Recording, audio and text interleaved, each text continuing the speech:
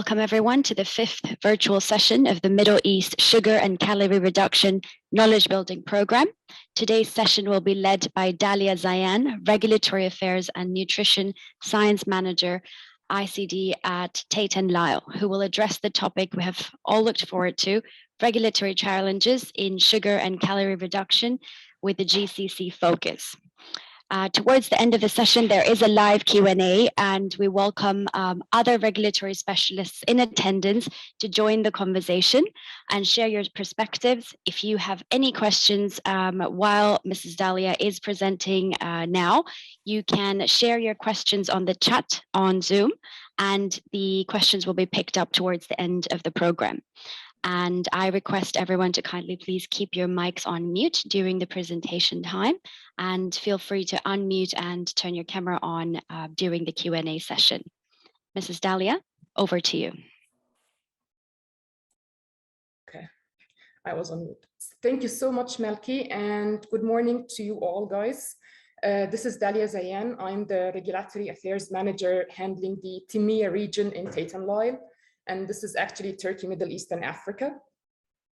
And I would like to welcome you all to the last virtual session for this program, because afterwards we're going to be embarking on a very exciting journey with our technical team here in the Dubai Technical Center, where they're going to be showing us practically how we're going to reduce sugar, calories in our products, add fiber to our products without, of course, impacting cost, and also without impacting the taste, because taste is king, as we've seen in the earlier sessions.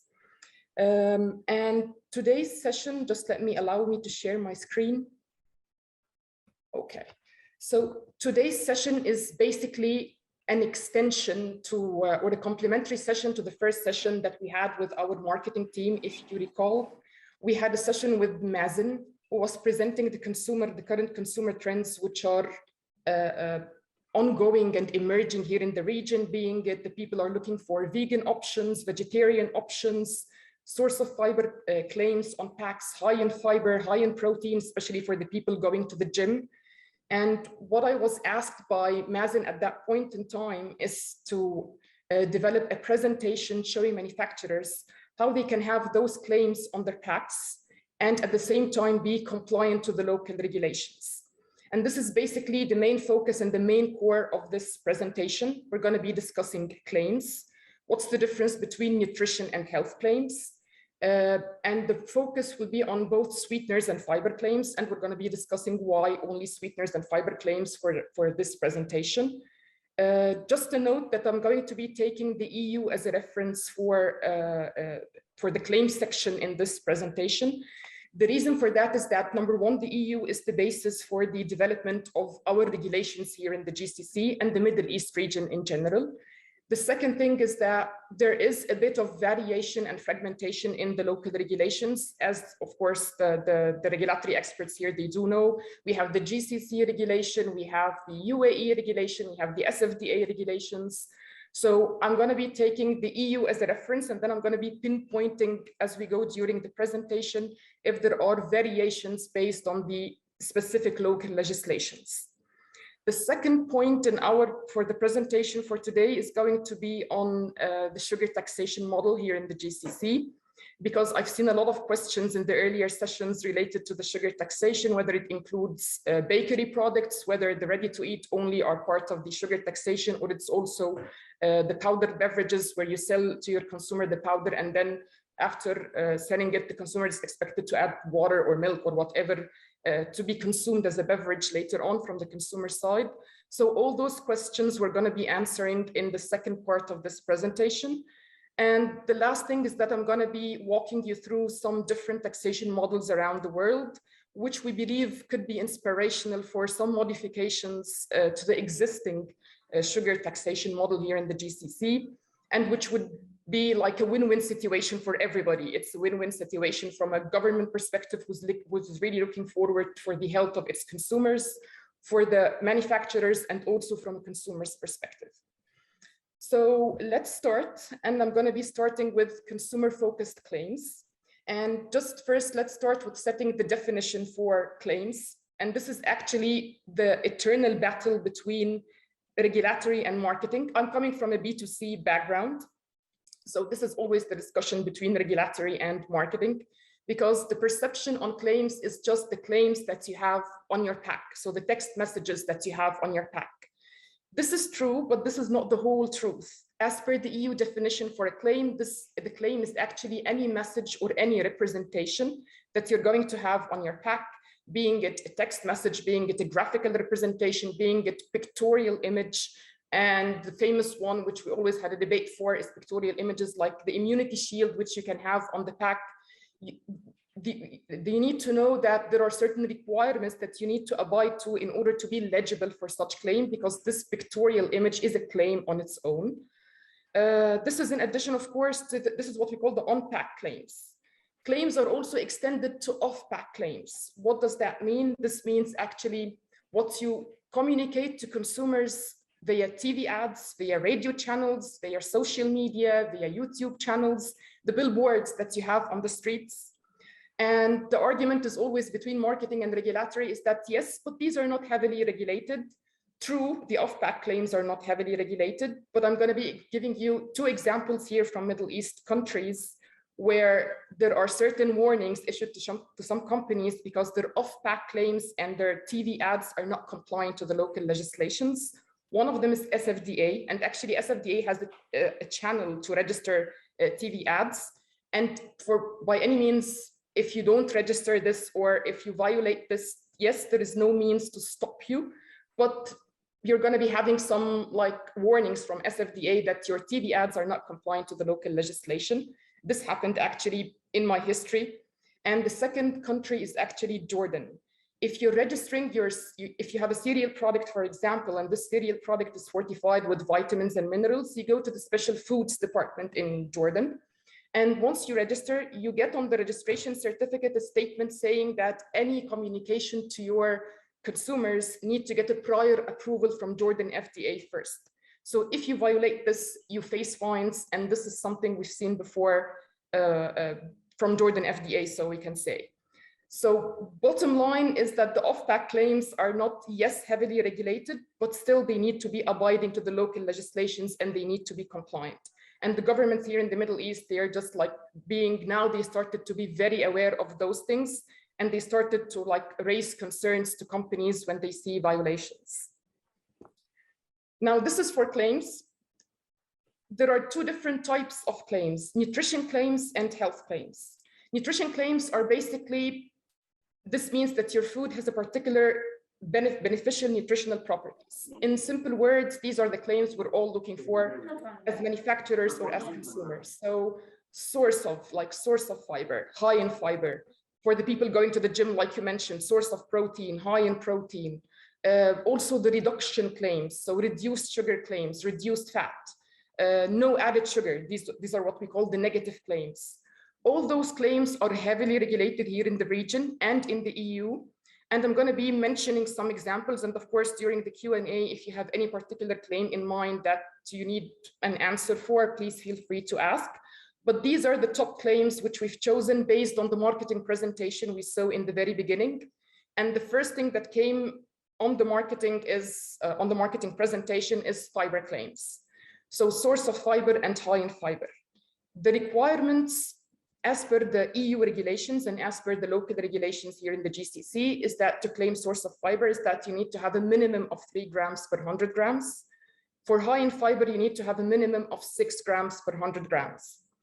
From a manufacturer's perspective and from a consumer's perspective, because we have a lot of university graduates here and university students here in our session, our reference is the nutritional table. So if you go to the nutritional table, to the per 100 grams column, and you check for the different aspects. So if you have a look at the dietary fiber section, it's 0. This means this manufacturer has no right to claim anything related to fiber whatsoever.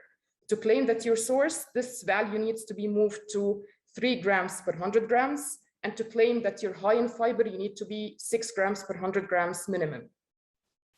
What about protein? Source of protein is a very emerging claim as well, especially with people going to the gym a lot these days. As per the EU and as per the Sfda regulation and requirements, you need to have minimum 12% of the energy value coming from protein. For the sake of simplicity, again, we go to the per 100 grams section in the nutritional table. And if we just round the caloric value mentioned here to 500 calories, 12% of those 500 calories need to come from protein, which means 60 calories need to come from protein. And since the gram of protein is equal to 4 calories, this means that the manufacturer has to have a minimum of 15 grams of protein to claim that they are a source of protein. And if we have a look here, we're going to see that it's a 24.1, which means it's a compliant claim. So actually, both manufacturers and consumers can validate claims on tax without being experts or without being on the regulatory side, so we can say. Now, the second interesting one is the source of vitamins and minerals. For the source to claim source of things like iron, calcium, zinc, you have to be minimum 15% NRV per 100 grams or per 100 ml.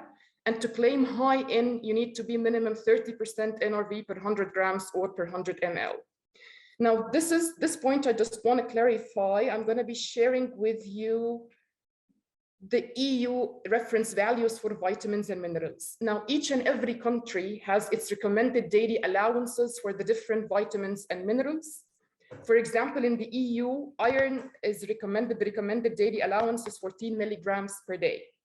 For you as a manufacturer in the EU to claim that you're a source of iron, you need to be 15% of this value, 15% of the 14 milligrams per 100 grams or per 100 ml, of course. Now, here in the GCC, this was the old value before the nutritional labeling regulation was updated. As per the recent update, this value has been raised to 22 milligrams per day. That's the recommended daily allowance.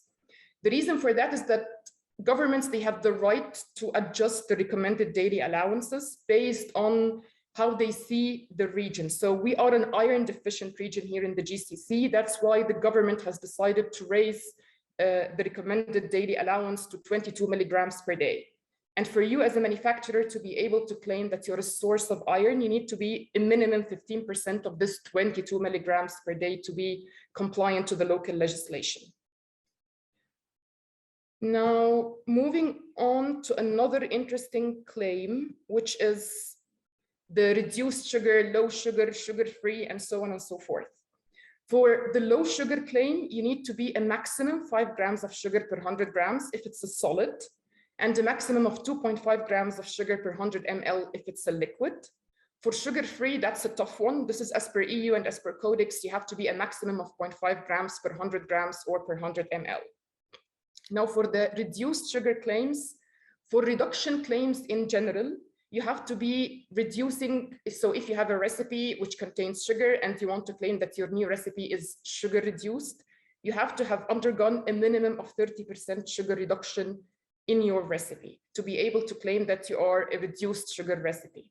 Now, this is as per the EU definition and as per the Sfda as well. Some countries in the Middle East are much more lenient to accept the Codex definition for comparative claims, such as Egypt, such as the UAE, where you're only required to have a 25% reduction to be able to claim that you're reduced sugar or reduced fat or reduced energy.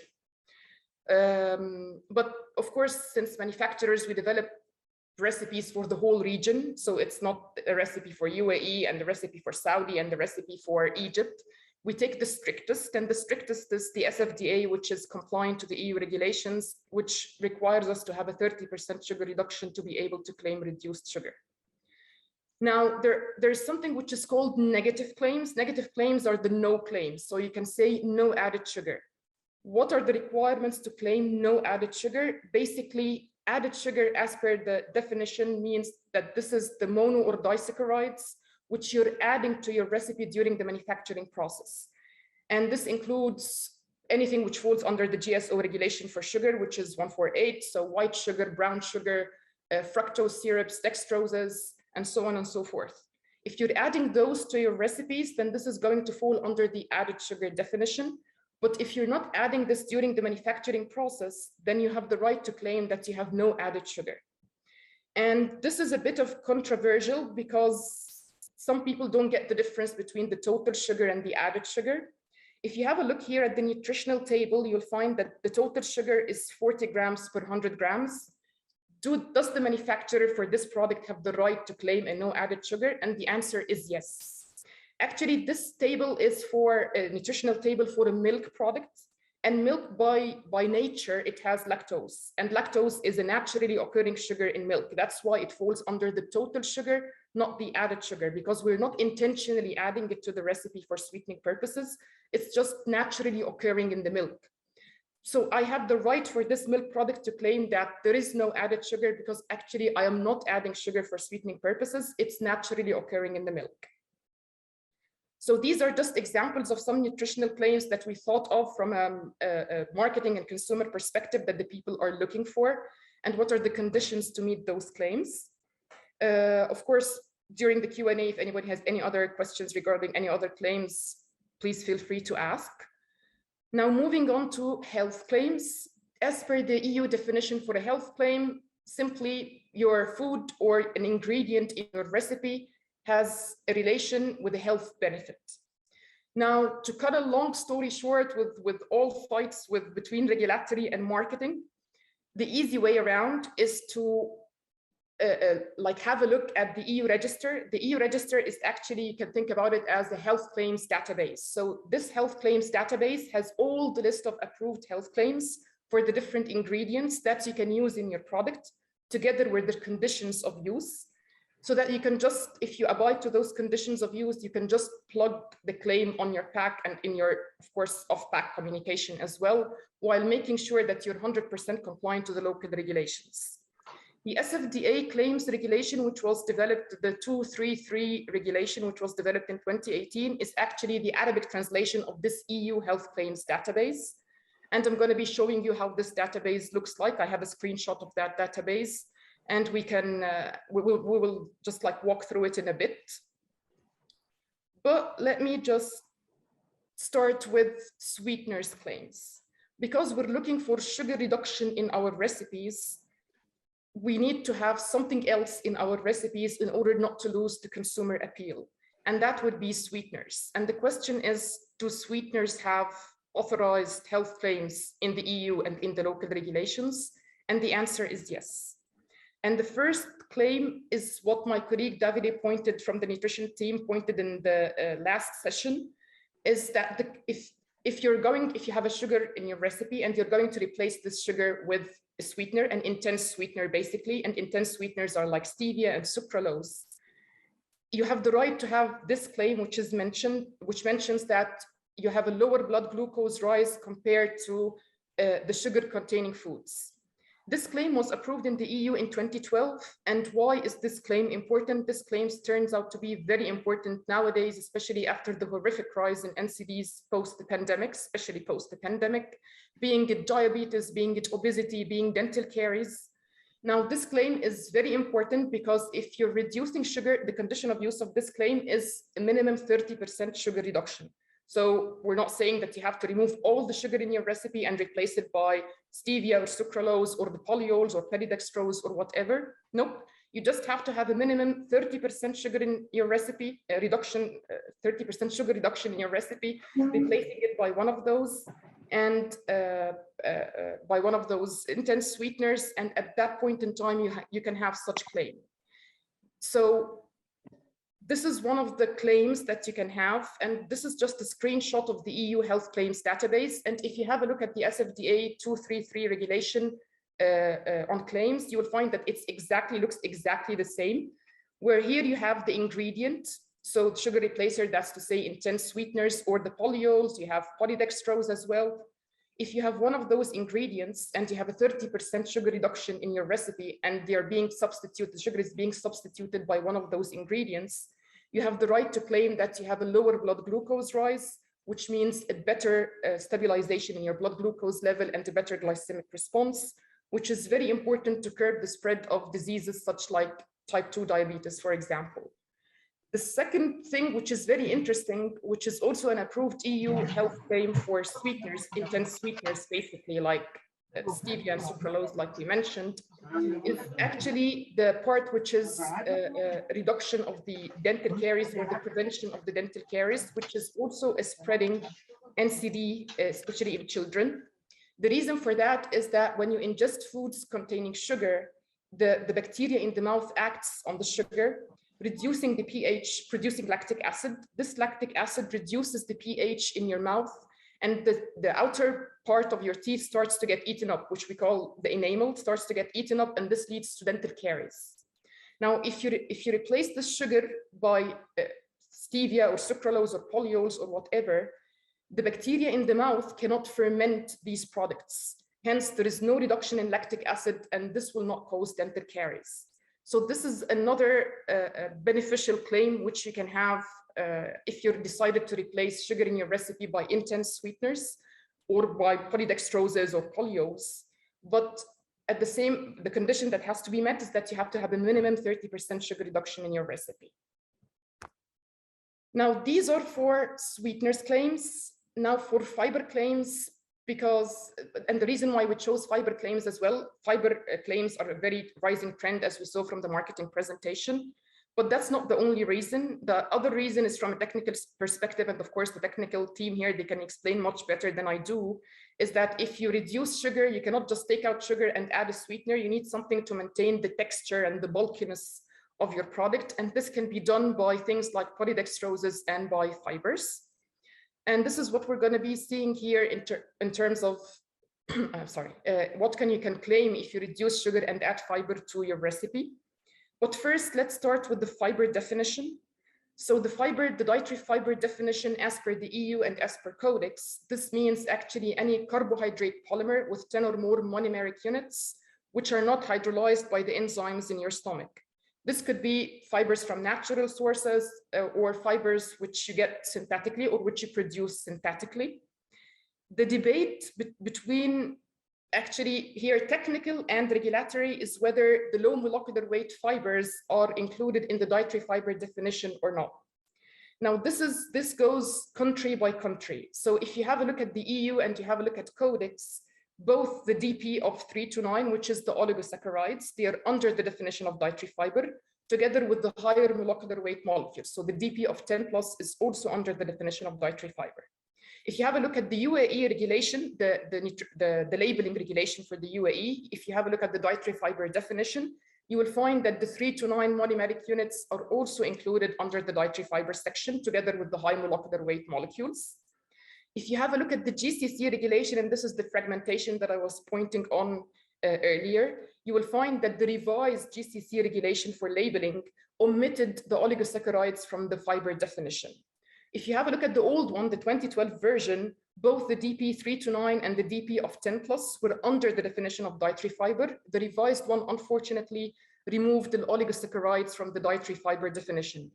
It's not mentioned oligosaccharides, it's mentioned the 3 to 9 monomeric units, and these are actually the degree of polymerization for oligosaccharides. And we believe that this is an advocacy plan that we need to start working on in the region, because it would be unfair to classify oligosaccharides such as fructooligosaccharides and lactooligosaccharides, which are heavily used in infant formulas, for example, and classify them because if they are not under fiber, they are going to be classified under the carbohydrates, and they're going to be having a caloric value of 4 calories instead of the reduced calories now that they have based on the dietary fiber definition.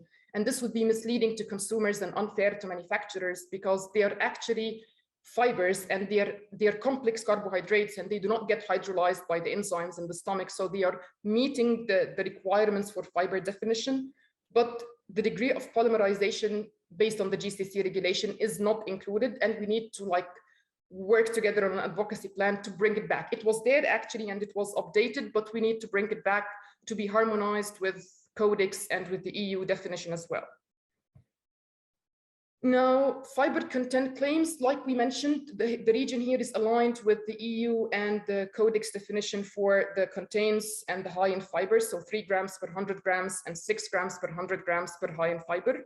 Different countries have different legislation. So if you have a look at South Africa, the minimum requirement for the source of or contains is 2.4 grams per 100 grams, and they have a specific method of analysis for detecting fiber actually.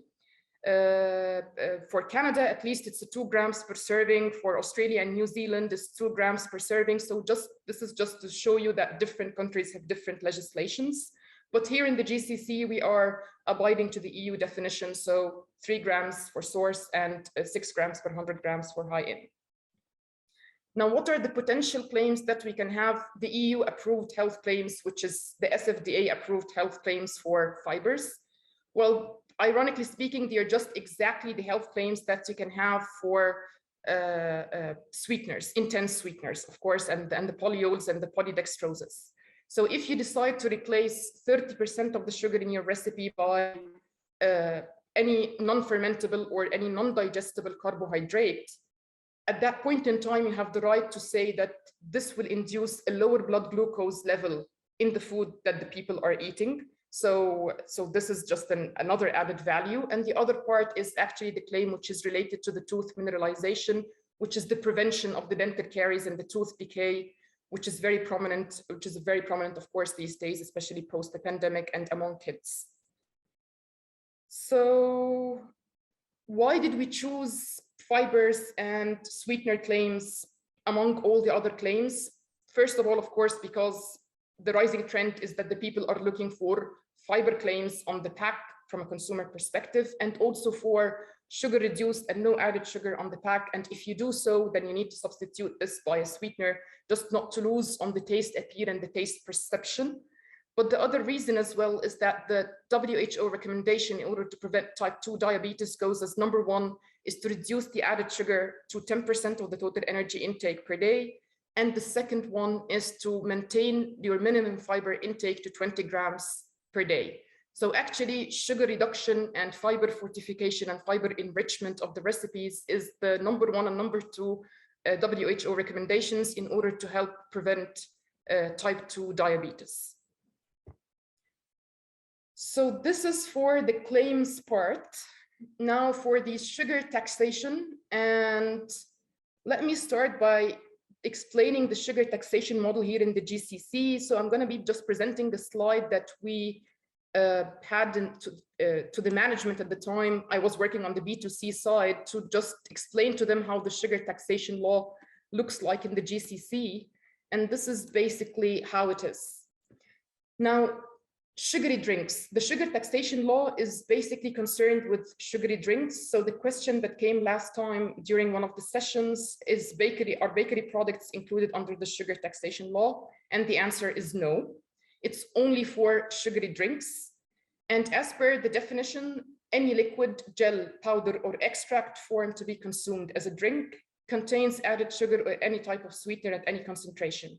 So the other question, which was, is the ready-to-drink beverages together with the powdered beverages included under the scope of taxation? Yes, if your beverage is ready-to-drink beverage and you have an added sugar in it, then it's under the scope of taxation. If you're selling your beverage as a powder, for example, the cocoa powder, and you're having sugar in it and the consumer will eventually reconstitute it to be consumed as a beverage, then this is also under the scope of taxation. And the downside is that any added sugar at any concentration. So if you have 1 gram of sugar in your product, or if you have 50 grams of sugar in your product, you're going to be taxed the same as we speak.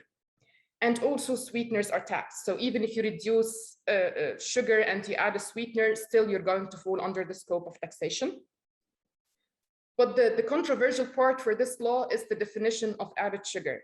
Now, this is the definition of the added sugar, which is mentioned in the law, which is basically any mono or disaccharide. And as per the Federal Tax Authority, it's anything which falls under the GSO regulation 148. So like we said, dextroses, fructose syrups, white sugar, brown sugar, lactose, other than the one which is naturally occurring in milk. So if you're adding it to your recipe for the sake of sweetening purposes, then in that case, it's going to be under the added sugar definition, and it's going to be taxed. But it's also the added sugar definition as per the law is extended to include honey, to include molasses, to include syrups, to include fruit juice concentrates. And this was the question that we had last time. So if you add any of those ingredients during the manufacturing process, then you're going to be falling under the taxation law, so we can say.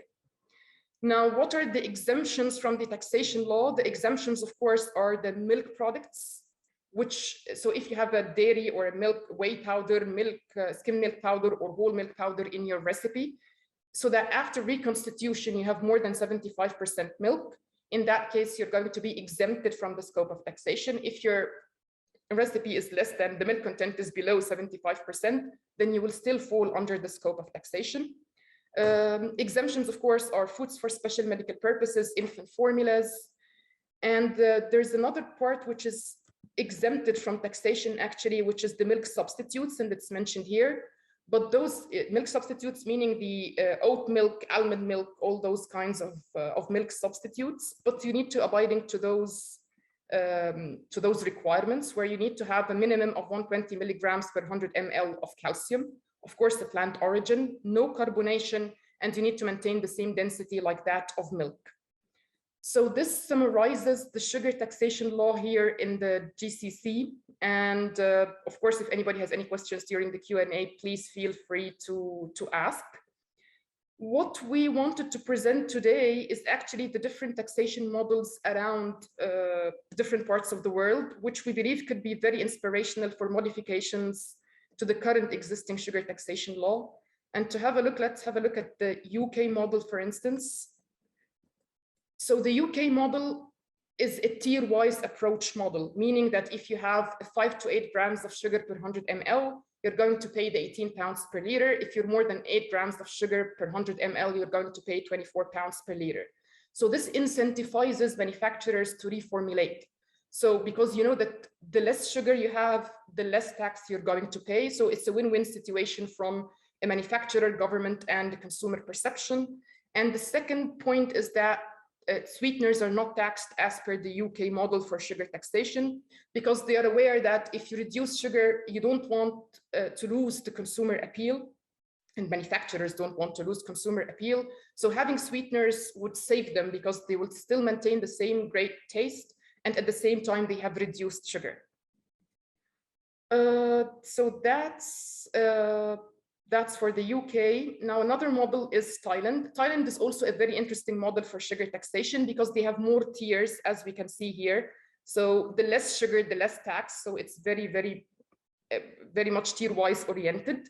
And the sugar taxation model for Thailand was implemented over a 6-year course. So it was not implemented all of a sudden. They gave manufacturers 6 years to reformulate and to abide. But the downside of this model is that sweeteners are taxed. So no model is fully complete, but it's just like, yeah, different perceptions of the governments regarding implementation of the different laws. Now for Mexico. Mexico is another interesting model as well, because they are applying 4% tax on any added mono or disaccharides to the beverages, but they're not taxing sweeteners. But they are taxing non-basic food with a 4% tax. So basically the hard candies, the chocolate, which have a caloric value of more than 275 calories per 100 grams. So these are just different models which exist. And in our humble opinion, we believe that the UK sugar taxation model is a very inspirational model, because number one, it's a tier-wise approach. So the less sugar you have, the less tax you're going to pay. So it's incentivizing manufacturers to reformulate. And at the same time, sweeteners are not taxed. So the manufacturers are confident that they're not losing their consumer appeal once they reduce sugar, because they have an alternative to use. So I guess this brings us to the end of the presentation for today.